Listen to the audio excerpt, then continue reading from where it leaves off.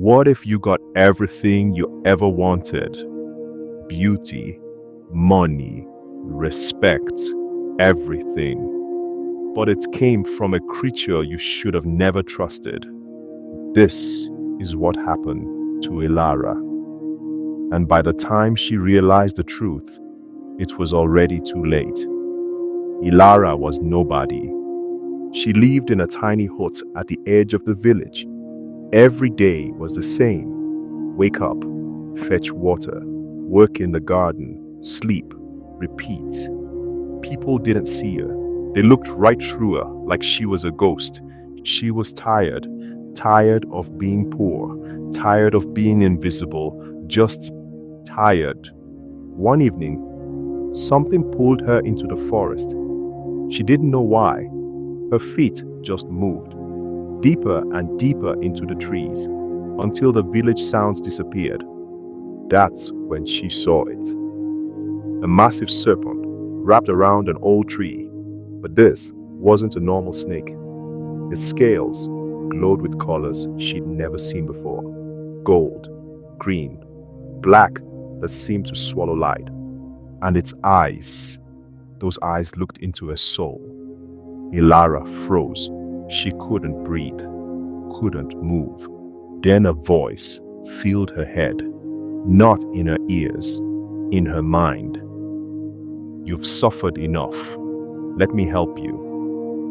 What? Elara stammered. I can give you beauty, wealth, everything you deserve. All I ask is what you can spare. Elara's heart pounded. What do you want from me? The serpent's eyes gleamed. Only what grows back. Before she could think, the serpent pressed a glowing scale into her palm. It melted into her skin. No mark, no scar, but everything changed. On her way home, Elara caught her reflection in a stream. She gasped. Her skin was glowing. Her face looked perfect, like someone had painted over her with pure light. The gift had begun. The next morning, people stared. The baker gave her free bread. The merchant's son, who never looked at her, suddenly couldn't look away. Children pointed and whispered. Within days, a rich trader stopped in the village. He saw Elara and his eyes went wide. Come work for me, he said. I'll pay you well. I don't know why, but I trust you. Elara said yes. Why wouldn't she? In the city, doors opened like magic. Rich people invited her to parties. Men proposed marriage. Women wanted to be a friend. Money flowed to her like water. 1 month later, she lived in a mansion. Silk dresses, gold jewelry, servants, everything. She had everything. But at night, alone in a big, empty house, she heard things. Whispers in the walls.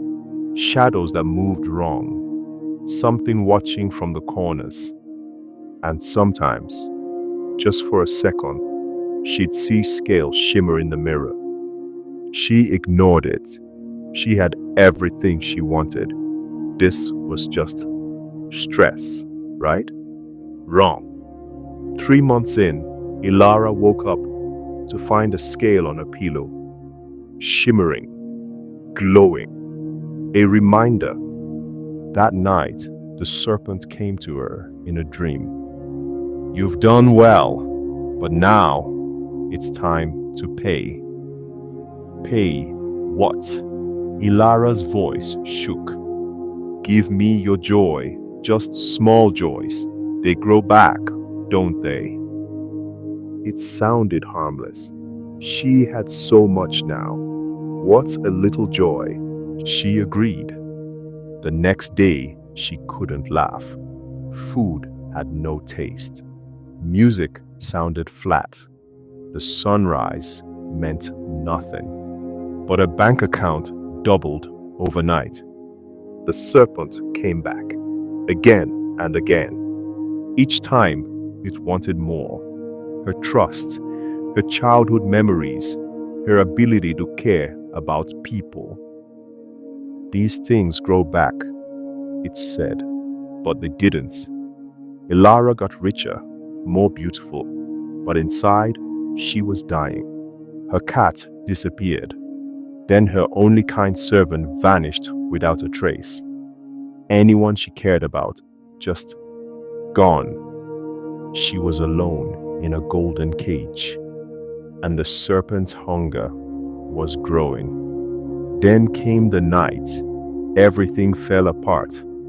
The serpent appeared, not in a dream, right there in her bedroom, huge, filling the entire room with its coiling body.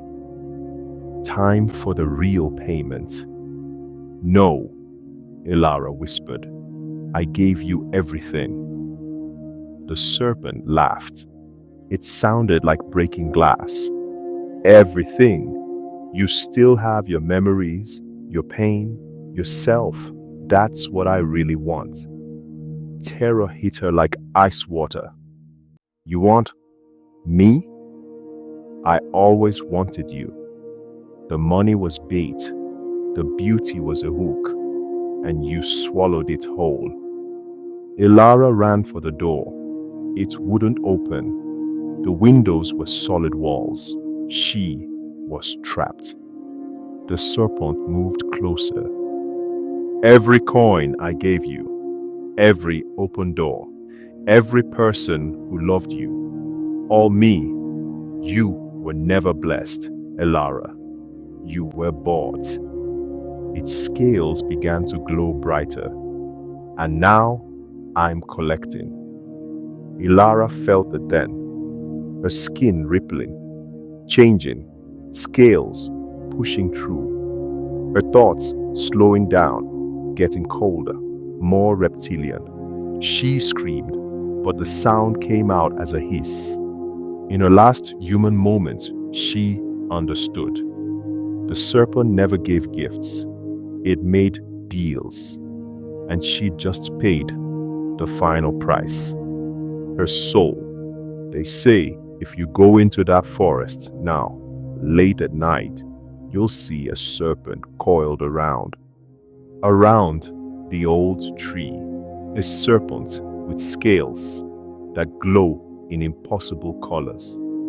A serpent with human sadness in its eyes. It's waiting for the next desperate person, the next lonely soul, the next fool. The villagers warned their children, never take gifts from things you don't understand. Never trust magic that costs nothing up front. Because the serpent's price is always the same. Everything you are. Elara's mansion still stands empty. People try to move in sometimes. They never last.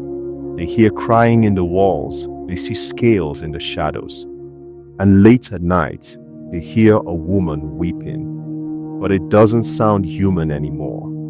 It sounds like a snake that remembers being a person and can never go back. The serpent is still out there, in dark places, in desperate moments. It finds people who feel invisible, forgotten, tired of struggling, and it whispers, I can help you. It will give you everything you want, the beauty, the money, the life. But remember, Elara, remember that free gifts don't exist. Everything costs something, and some things cost everything. So next time something seems too good to be true, ask yourself, what's the real price? And will I still be human when it's time to pay? Because the serpent is patient, and it's always hungry.